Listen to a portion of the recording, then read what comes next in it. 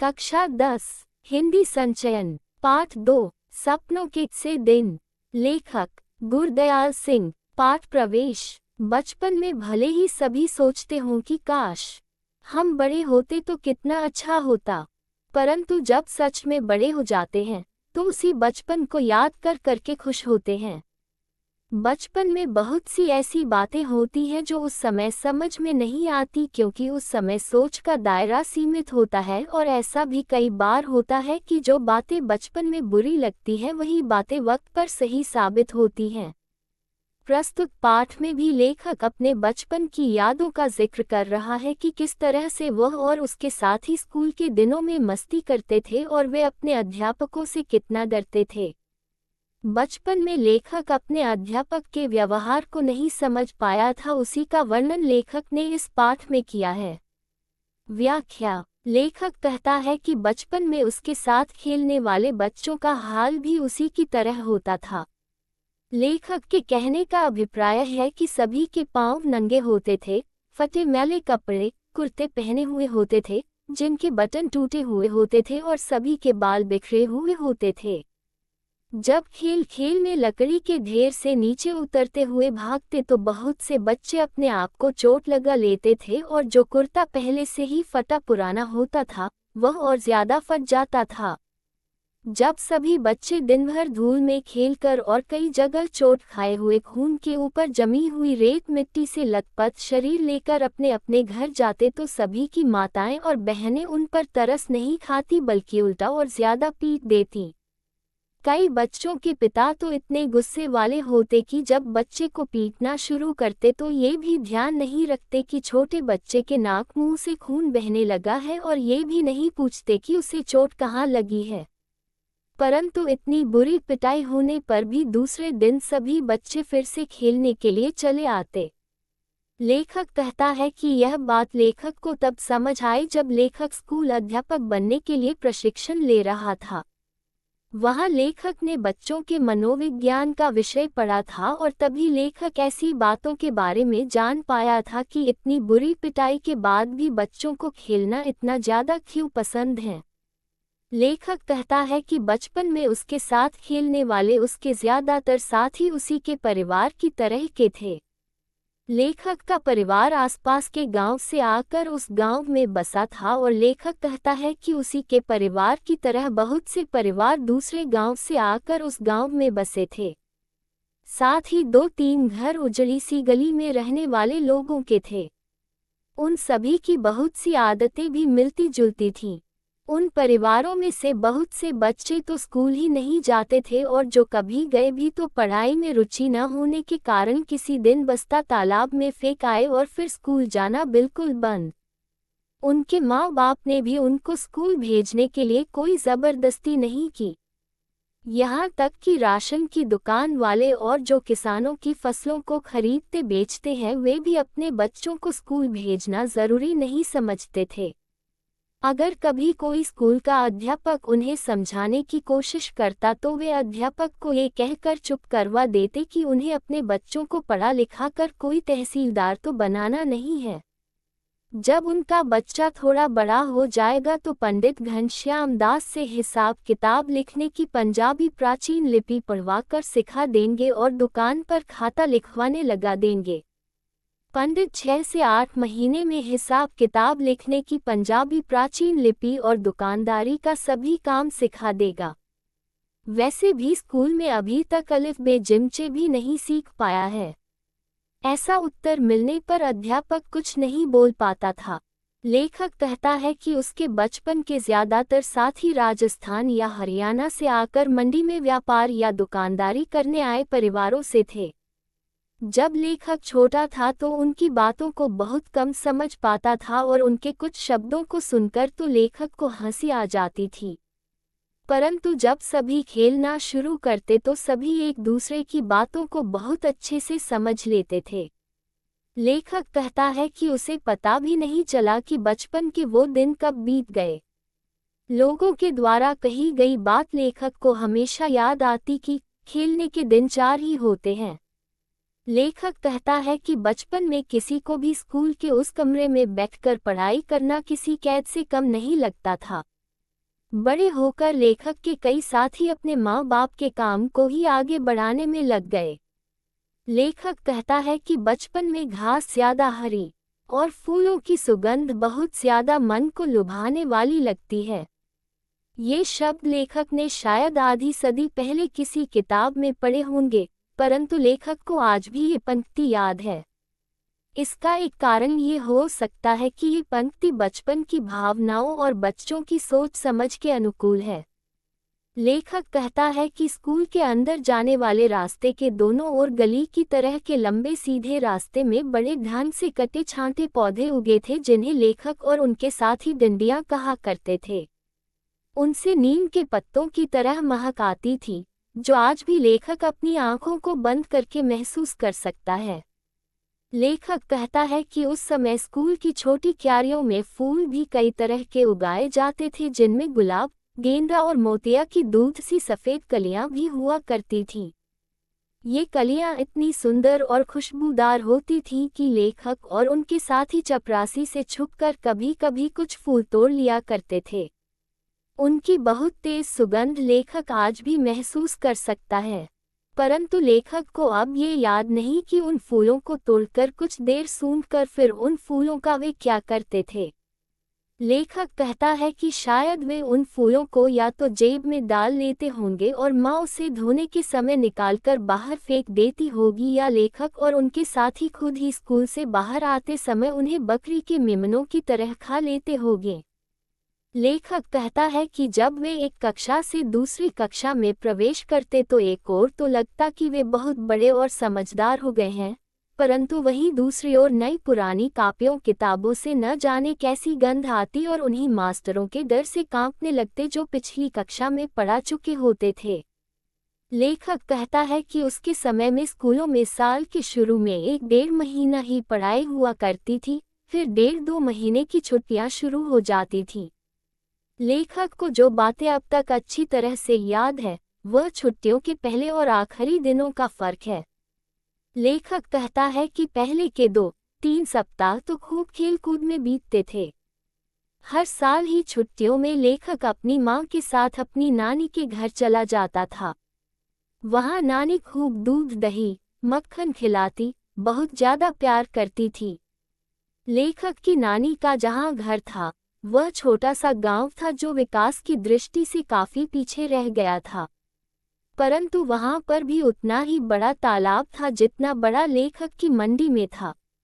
दोपहर तक तो लेखक और उनके साथी उस तालाब में नहाते, फिर नानी से जो उनका जी करता मांग कर खाने लगते। लेखक की नानी लेखक के बोलने के ढंग या कम खाने के कारण बहुत खुश होती थी। अपने पोतों को लेखक की तरह बोलने और खाने पीने को कहती। लेखक कहता है कि जिस साल वह नानी के घर नहीं जा पाता था, उस साल लेखक अपने घर से कुछ दूर जो तालाब था, वहां जाया करता था। लेखक और उसके साथी कपड़े उतार कर पानी में कूद जाया करते थे। थोड़े समय बाद पानी से निकलकर भागते हुए एक रेतीले टीले पर जाकर रेत के ऊपर लौटने लगते थे। गीले शरीर को गर्म रेत से खूब लथपथ करके फिर उसी तरह भागते थे। किसी ऊंची जगह जाकर वहां से तालाब में छलांग लगा देते थे। जैसे ही उनके शरीर से लिपटी रेत तालाब के उस गंदे पानी से साफ हो जाती, वे फिर से उसी टीले की ओर भागते।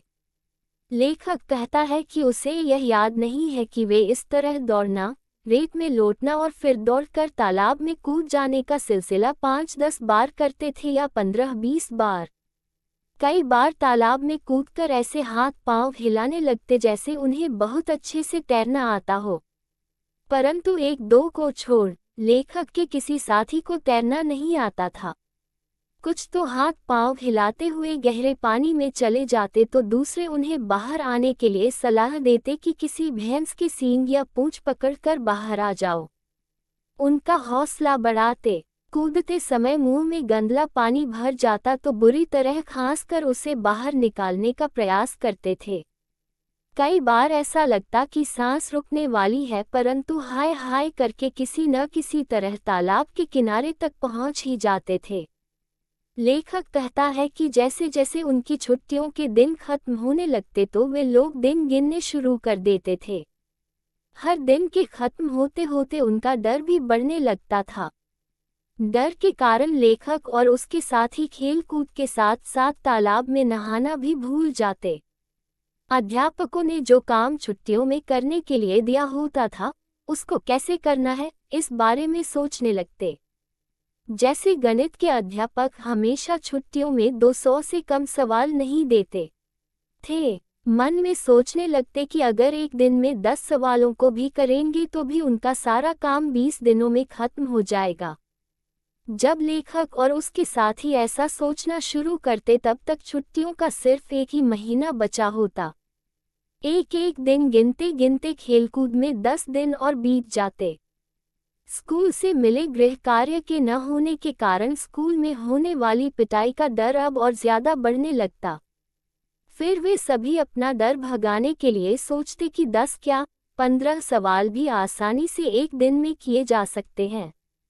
जब ऐसा सोचने लगते तो ऐसा लगने लगता जैसे छुट्टियां कम होते होते भाग रही हों।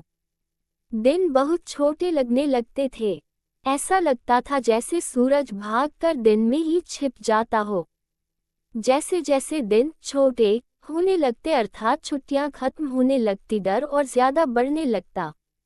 लेखक बताता है कि उसके कितने ही सहपाठी ऐसे भी होते थे जो छुट्टियों का काम करने के बजाय अध्यापकों की पिटाई अधिक सस्ता सौदा समझते।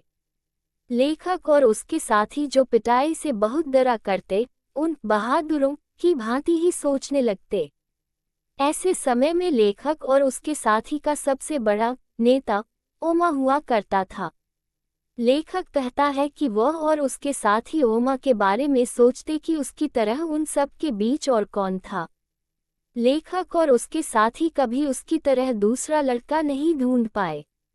ओमा की बातें, गालियां और उसकी मार पिटाई का ढंग सभी से बहुत अलग था। वह देखने में भी सभी से बिल्कुल अलग लगता था। उसका मटके के जितना बड़ा सिर था, जो उसके 2.5 फीट के छोटे कद के शरीर पर ऐसा लगता था जैसे बिल्ली के बच्चे के माथे पर तरबूज रखा हो। बड़े सिर पर नारियल जैसी आंखों वाला उसका चेहरा बंदरिया के बच्चे जैसा और भी अजीब लगता था। जब भी लड़ाई होती थी तो वह अपने हाथ पांव का प्रयोग नहीं करता था, वह अपने सिर से ही लड़ाई लड़ता था। जब वह किसी सांड की तरह गरजता और अपने सिर को झुकाकर किसी के पेट या छाती में मार देता तो उससे दुगुने तिगुने शारीरिक बल वाले लड़के भी दर्द से चिल्लाने लगते थे। लेखक और उसके साथी डर जाते थे कि कहीं वह किसी की छाती की हड्डी पसली ही न तोड़ डाले। उसके सिर की टक्कर का नाम लेखक और उसके साथियों ने रेल बम्बा रखा हुआ था, क्योंकि उसके सिर की वह टक्कर रेल के कोयले से चलने वाले इंजन की तरह ही भयानक होती थी। लेखक कहता है कि वह जिस स्कूल में पढ़ता था वह स्कूल बहुत छोटा था। उसमें केवल छोटे छोटे 9 कमरे थे, जो अंग्रेजी के अक्षर एच की तरह बने हुए थे। दाईं ओर का पहला कमरा हेडमास्टर श्री मदन मोहन शर्मा जी का था, जिसके दरवाजे के आगे हमेशा चिटकनी लटकी रहती थी। स्कूल की प्रेयर के समय वह बाहर आते थे और सीधी पंक्तियों में कद के अनुसार खड़े लड़कों को देखकर उनके गोरे चेहरे पर खुशी साफ ही दिखाई देती थी। सारे अध्यापक लड़कों की तरह ही कतार बनाकर उनके पीछे खड़े हो जाते थे। केवल मास्टर प्रीतम चंद, जो स्कूल के पीटी थे, वे लड़कों की पंक्तियों के पीछे खड़े खड़े ये देखते रहते थे कि कौन सा लड़का पंक्ति में ठीक से नहीं खड़ा है। उनकी धमकी भरी डांट तथा लात घूंसे के डर से लेखक और लेखक के साथी पंक्ति के पहले और आखिरी लड़के का ध्यान रखते सीधी पंक्ति में बने रहने की पूरी कोशिश करते थे। सीधी पंक्ति के साथ साथ लेखक और लेखक के साथियों को ये भी ध्यान रखना पड़ता था कि आगे पीछे खड़े लड़कों के बीच की दूरी भी एक समान होनी चाहिए। सभी लड़के उस पीटी से बहुत डरते थे, क्योंकि उन जितना सख्त अध्यापक न कभी किसी ने देखा था और न सुना था। यदि कोई लड़का अपना सिर भी इधर उधर हिला लेता या पांव से दूसरे पांव की पिंडली खुजलाने लगता तो वह उसकी ओर बाघ की तरह झपट पड़ते और खाल खींचने के मुहावरे को सिद्ध करके दिखा देते। लेखक कहता है कि मास्टर प्रीतम चंद, जो स्कूल के पीटी थे, वे बहुत ही सख्त अध्यापक थे। परंतु हेडमास्टर शर्मा जी उनके बिल्कुल विपरीत स्वभाव के थे। वे 5वीं और 8वीं कक्षा को अंग्रेजी स्वयं पढ़ाया करते थे। लेखक और उसके साथियों में से किसी को भी याद नहीं था कि 5वीं कक्षा में कभी भी उन्होंने हेडमास्टर शर्मा जी को किसी गलती के कारण किसी को मारते या डांटते देखा या सुना हो। अधिक से अधिक हेडमास्टर शर्मा जी गुस्से में बहुत जल्दी आंखें झपकाते थे और अपने लंबे हाथ की उल्टी अंगुलियों से एक चांटा मार देते थे और लेखक के समान कमजोर शरीर वाले भी सिर झुकाकर मुंह नीचा करके हंस देते थे। उनका वह चांटा तो सभी बच्चों को भाई भीखे की नमकीन पापड़ी जैसा मज़ेदार लगता था, जो लेखक के बचपन के समय में 1 पैसे की शायद 2 आ जाती थी।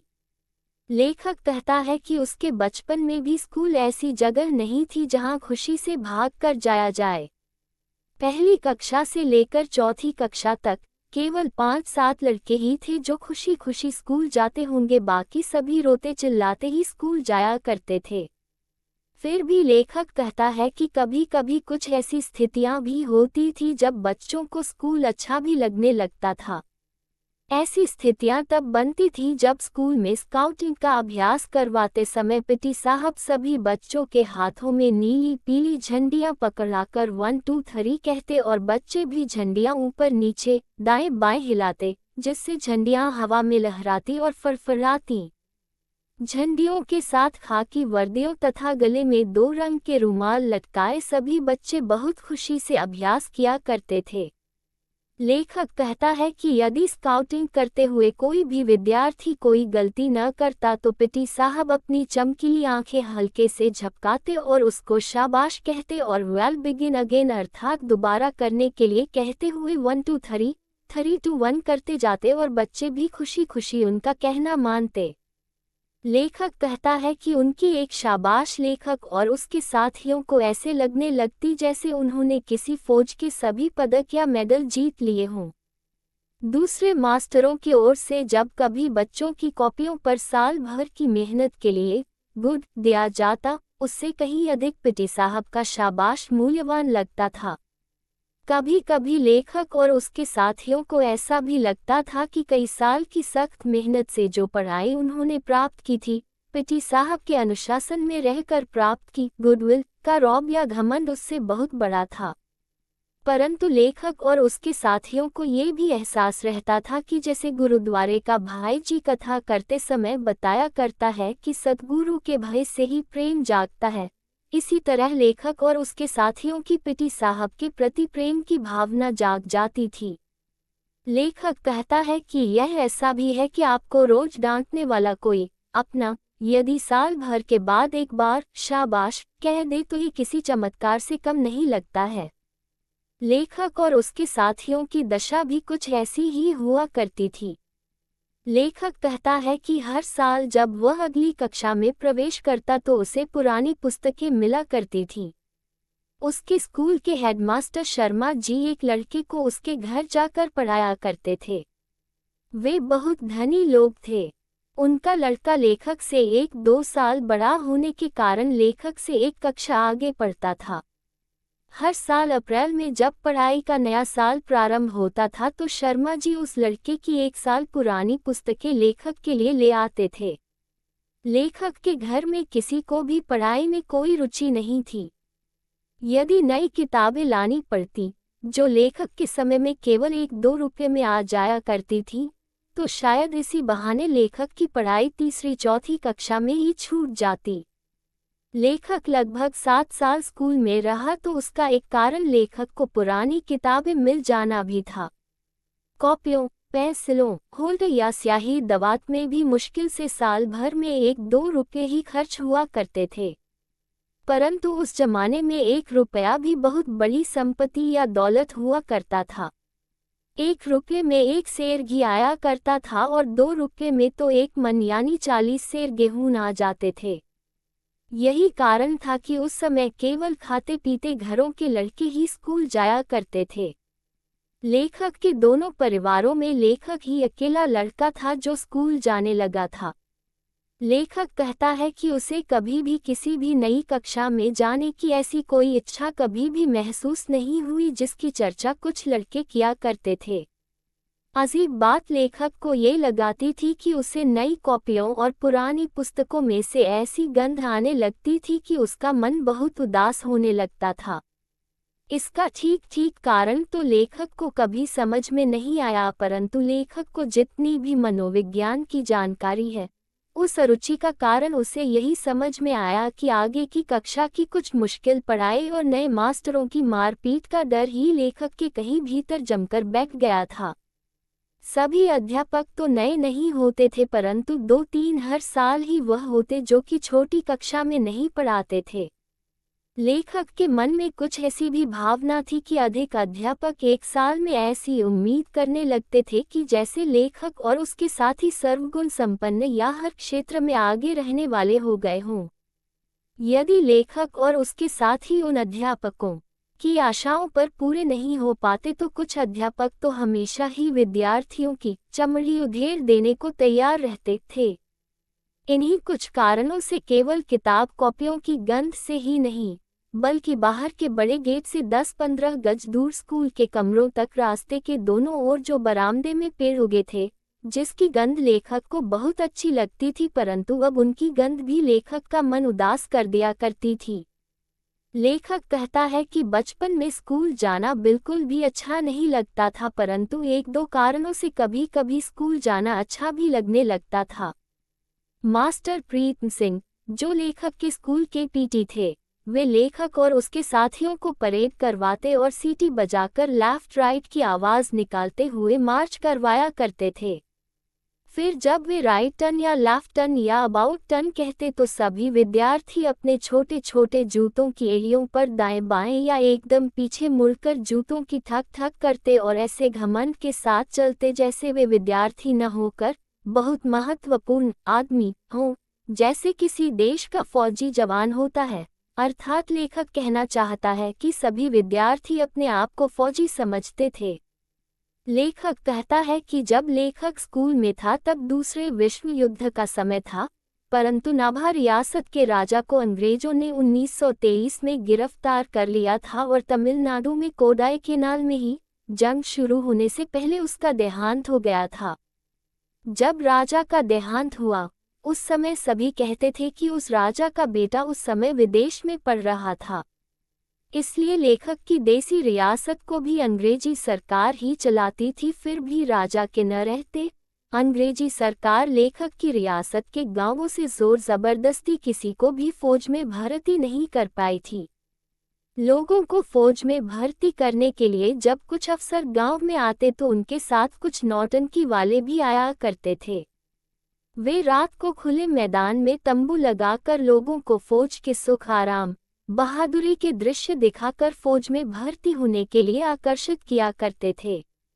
उनका एक गाना अभी भी लेखक को याद है। कुछ हंसी मजाक करने वाले व्यक्ति अजीब सी वर्दियां पहनकर और अच्छे बड़े फौजी बूट पहनकर गाना गाया करते थे। वे सेना या पुलिस आदि में नए लोगों को भर्ती करवाने के लिए कहते थे कि यहाँ पर उन्हें सिर्फ फटे पुराने खस्ताहाल जूते ही मिलेंगे, वहाँ बहुत बढ़िया जूते मिलेंगे। ज्यादा सोचो मत, भर्ती हो जाओ। यहाँ पर फटे पुराने कपड़े ही पहनने को मिलेंगे और वहाँ सूट मिलेगा, इसलिए ज्यादा मत सोचो, जल्दी से फौज में भर्ती हो जाओ। इन्हीं सारी बातों की वजह से कुछ नौजवान फौज में भर्ती होने के लिए तैयार भी हो जाया करते थे। लेखक कहता है कि कभी कभी उन्हें भी लगता कि वे सब भी फौजी जवानों से कम नहीं हैं। जब वे धोबी द्वारा धोई हुई वर्दी और पॉलिश किए हुए चमकते जूते और जुराबों को पहनकर स्काउटिंग की परेड करते तो लगता कि वे भी फौजी ही हैं। लेखक कहता है कि उन्होंने कभी भी मास्टर प्रीतमचंद को स्कूल के समय में मुस्कुराते या हंसते नहीं देखा था। उनका छोटा कद, दुबला पतला परंतु पुष्ट शरीर, माता के दानों से भरा चेहरा यानी चेचक के दागों से भरा चेहरा और बाज जैसी तेज आंखें, खाकी वर्दी, चमड़े के चौड़े पंजों वाले जूत, ये सभी चीजें बच्चों को भयभीत करने वाली होती थीं। उनके जूतों की ऊंची एड़ियों के नीचे भी उसी तरह की खुरियां लगी रहती थीं, जैसे तांगे के घोड़े के पैरों में लगी रहती हैं। अगले हिस्से में पंजों के नीचे मोटे सिरों वाले कील थुके होते थे। यदि मास्टर प्रीतमचंद सख्त जगह पर भी चलते तो खुरियों और कीलों के निशान वहां भी दिखाई देते थे। लेखक और उसके साथी उन निशानों को ध्यान से देखते और सोचते कि इतने बड़े और भारी भारी जूते पहनने के बावजूद भी मास्टर प्रीतमचंद के टखनों में मोच कैसे नहीं आती थी। ये सब देखकर लेखक और उसके साथी यदि घरवालों से वैसे ही जूतों की मांग करते तो माँ बाप यही कहते कि टखने टेढ़े हो जाएंगे और फिर सारी उम्र सीधे नहीं चल पाओगे। लेखक कहता है कि मास्टर प्रीतमचंद से सभी बच्चों का डरना तो प्राकृतिक था, परंतु सभी बच्चे उनसे नफरत भी करते थे। इसका कारण लेखक बताता है कि वे बच्चों को मारते पीटते थे, जिस कारण बच्चे उनसे नफरत करते थे। लेखक अपनी पूरी जिंदगी में उस दिन को कभी नहीं भूल पाया जिस दिन मास्टर प्रीतमचंद लेखक की चौथी कक्षा को फारसी पढ़ाने लगे थे। लेखक कहता है कि उसकी कक्षा को उर्दू का तो तीसरी कक्षा तक अच्छा अभ्यास हो गया था, परंतु उन सभी को फारसी तो अंग्रेजी से भी मुश्किल लगने लगी थी। अभी मास्टर प्रीतमचंद को लेखक की कक्षा को पढ़ते हुए एक सप्ताह भी नहीं हुआ होगा कि प्रीतमचंद ने उन्हें एक शब्दरूप याद करने को कहा और आज्ञा दी कि कल इसी घंटी में केवल जुबान के द्वारा ही सुनेंगे। सभी विद्यार्थी घर लौटकर रात देर तक उसी शब्दरूप को बार बार याद करते रहे, परंतु केवल 2-3 ही लड़के थे जिन्हें आधे या कुछ अधिक शब्दरूप याद हो पाए थे। दूसरे दिन मास्टर प्रीतमचंद ने बारी बारी सबको सुनाने के लिए कहा तो एक भी लड़का न सुना पाया। मास्टर जी गुस्से में चिल्लाए कि सभी विद्यार्थी अपने अपने कान पकड़ो। सभी ने झुककर टांगों के पीछे से बाहें निकालकर कान पकड़े तो वह फिर से गुस्से से चीखे कि सभी अपनी पीठ ऊंची रखें। जब मास्टर जी ने सभी विद्यार्थियों को अपने अपने कान पकड़ने और पीठ ऊंची रखने के लिए कहा तो लेखक कहता है कि पीठ ऊंची करके कान पकड़ने से 3-4 मिनट में ही टांगों में दर्द होने लगता था। कमजोर बच्चे तो टांगों के थकने से कान पके हुए ही गिर पड़ते थे। लेखक कहता है कि जब तक उसकी और हरबंस की बारी आई तब तक हेडमास्टर शर्मा जी अपने कार्यालय में आ चुके थे। जब लेखक की कक्षा को सजा दी जा रही थी तो उसके कुछ समय पहले शर्मा जी स्कूल की पूरब की ओर बने सरकारी अस्पताल में डॉक्टर कपलाश से मिलने गए थे। जब वे लौटे तो वह कार्यालय के सामने की ओर चले आए। आते ही जो कुछ उन्होंने देखा वह सहन नहीं कर पाए। शायद ये पहला अवसर था कि उन्होंने पिटी प्रीतमचंद की उस असभ्यता एवं जंगलीपन को देखा था। उन्होंने सहन नहीं किया और वह भड़क उठे। लेखक कहता है कि पिटी प्रीतमचंद की उस असभ्यता एवं जंगलीपन को देखकर हेडमास्टर शर्मा जी भड़क कर कहने लगे कि what are you doing, is it the way to punish the students of 4th class? Stop it at once. लेखक कहता है कि उस समय उसकी कक्षा को समझ नहीं आया कि हेडमास्टर शर्मा जी क्या कह रहे हैं, क्योंकि तब उन्हें अंग्रेजी नहीं आती थी, क्योंकि उस समय 5वीं श्रेणी से अंग्रेजी पढ़ानी शुरू होती थी। परंतु लेखक के स्कूल के 7वीं-8वीं श्रेणी के लड़कों ने बताया था कि शर्मा जी ने कहा था क्या कर रहे हो, क्या चौथी श्रेणी को सजा देने का ये ढंग है, इसे फौरन बंद करो। इतना कहकर शर्मा जी गुस्से से कांपते हुए बरामदे से ही अपने कार्यालय में चले गए थे। फिर जब इस घटना के बाद प्रीतमचंद कई दिन स्कूल नहीं आए तो ये बात सभी मास्टरों की जुबान पर थी कि हेडमास्टर शर्मा जी ने उन्हें निलंबित करके अपनी ओर से आदेश लिखकर स्वीकृति के लिए रियासत की राजधानी नाभा भेज दिया है। वहां हरजीलाल नाम के शिक्षा विभाग के डायरेक्टर थे जिनसे ऐसे आदेश की स्वीकृति आवश्यक थी। ऐसी स्वीकृति मिल जाने के बाद पिटी प्रीतमचंद को हमेशा के लिए स्कूल से निकाल दिया था। लेखक कहता है कि जिस दिन से हेडमास्टर शर्मा जी ने पिटी प्रीतमचंद को निलंबित किया था उस दिन के बाद ये पता होते हुए भी कि पिटी प्रीतमचंद को जब तक नाभा से डायरेक्टर बहाल नहीं करेंगे तब तक वह स्कूल में कदम नहीं रख सकते। फिर भी जब भी फारसी की घंटी बजती तो कक्षा के सभी बच्चों की छाती धक धक करने लगती और लगता कि कहीं प्रीतमचंद न आ जाएं। परंतु जब तक शर्मा जी स्वयं या मास्टर नौहरिया राम जी कमरे में फारसी पढ़ाने न आ जाते, तब तक तो सभी बच्चों के चेहरे मुरझाए ही रहते थे। लेखक कहता है कि कई सप्ताह तक पीटी साहब स्कूल नहीं आए। लेखक और उसके साथियों को पता चला कि बाजार में एक दुकान के ऊपर उन्होंने जो छोटी छोटी खिड़कियों वाला चौबाग किराए पर ले रखा था, वे वहीं आराम से रह रहे थे। कुछ 7वीं-8वीं के विद्यार्थी लेखक और उसके साथियों को बताया करते थे कि उन्हें निष्कासित होने की थोड़ी सी भी चिंता नहीं थी। जिस तरह वह पहले आराम से पिंजरे में रखे 2 तोतों को दिन में कई बार भिगोकर रखे बादामों की गिरियों का छिलका उतार कर खिलाते थे, वे आज भी उसी तरह आराम से पिंजरे में रखे उन 2 तोतों को दिन में कई बार भिगोकर रखे बादामों की गिरियों का छिलका उतारकर खिलाते और उनसे बातें करते रहते हैं। उनके वे तोते लेखक और उसके साथियों ने भी कई बार देखे थे जब लेखक और उसके साथी उन लड़कों के साथ पीटी साहब के चौबारे में गए थे, जो लड़के पीटी साहब के आदेश पर उनके घर में काम करने जाया करते थे।